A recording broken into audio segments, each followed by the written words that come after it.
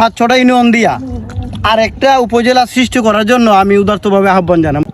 আসসালামু আলাইকুম। আমি বানিয়াচং উপজেলার একজন নাগরিক। তো আমি বানিয়াচং উপজেলার নাগরিক হিসেবে আমি একটা ভিডিও বানাচ্ছি, আশা করি আপনারা দেখবেন। ভিডিওটা যদি গুরুত্বপূর্ণ হয় তাহলে অবশ্যই শেয়ার করবেন। আর সেই সাথে আমি আমার ভাইকে জিজ্ঞেস করবো, ভাই এই যে ওই যে গ্রামটা দেখা যায় এটা আমাদের বানিয়াচং উপজেলার এই শেষ সীমানায়, সম্ভবত বাজুকা গ্রাম, বাজুকা। তো শেষ প্রান্ত সুজাতপুর ইউনিয়নের শেষ প্রান্ত এবং বানিয়াচং উপজেলারও শেষ প্রান্ত। তো এই যে মানে যদি বাজুকার থেকে একজন মানুষ আপনার উপজেলা যেতে হয়, তাদের কিভাবে যেতে হয়?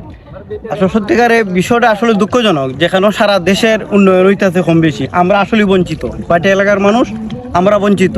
আমি আমার ভাই মিসবার ইয়ার উপরে এটার অনলাইনে অনেক প্রচারণা করে হিসাবে আজকে আমি ওই মিসবারও ধন্যবাদ জানাই এই বিষয়ে আমার জিজ্ঞাসাবাদ করার জন্য। আসলে বাজুকার একটা মানুষ যদি অসুস্থ হয় বা কোনো প্রয়োজনে তারে জেলা সদর বা উপজেলা সদরে যাওয়া লাগে, সারাদিন শেষ যাওয়া আশা করতে হয়।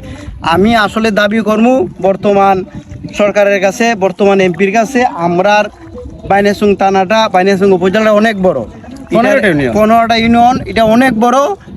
যে কারণে আমরা 5-6টা ইউনিয়ন দিয়া আর একটা উপজেলা সৃষ্টি করার জন্য আমি উদারতভাবে আহ্বান জানাবো এবং আমাদের কষ্ট দূর করার জন্য সরকারের এবং এমপি মহোদয়ের কাছে এবং কর্তৃপক্ষের কাছে আবেদন জানাইব।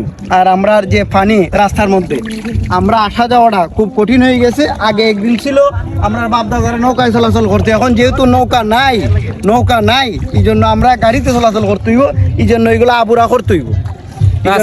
রাস্তা আবুরা প্রয়োজন, রাস্তা ভাঙ্গা মেরামতের প্রয়োজন।